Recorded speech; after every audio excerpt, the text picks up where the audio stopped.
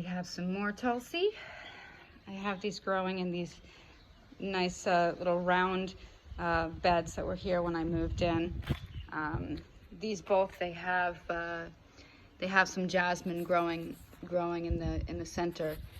You know, there's a little kind of bit of a white waxiness on the leaves, because in the hot season I get really a lot of these white flies, and they even were attacking the holy basils also. So I was experimenting with making kind of a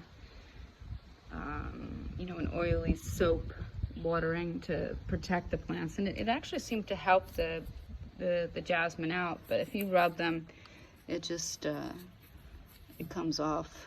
It's not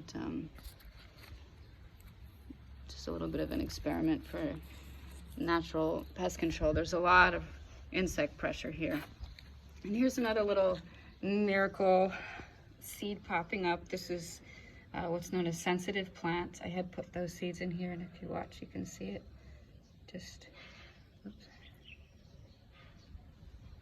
Huh. There we go. It was not as sensitive this morning. It's just really sweet the way that they respond to touch. Just close up.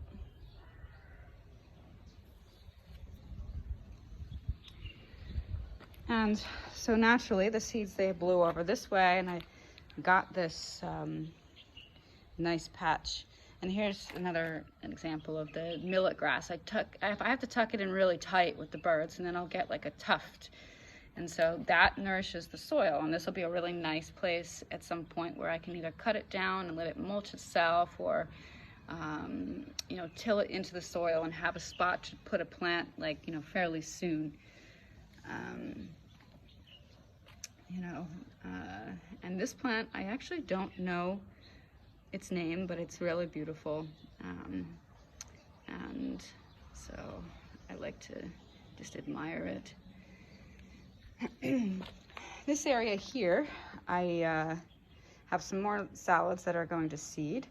I tried to plant this area out, and that's when I really learned about this soil.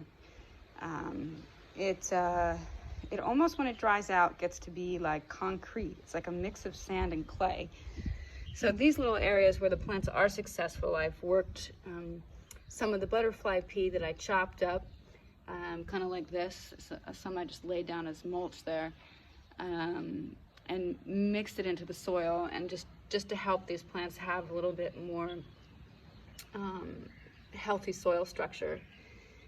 So this is a kale, and this is a local plant, the Madagascar periwinkle. Some more little lettuces that I'm kind of just letting them go to seed. And here is a Italian basil, which is exciting. I haven't had this one around in some years, so I'm looking forward to it.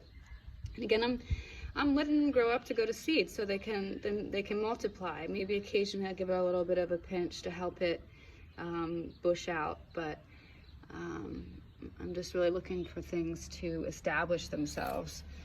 And here's some more butterfly pea I have planted around the edges, and another Tulsi holy basil. This is a nice, you know, single one here by itself.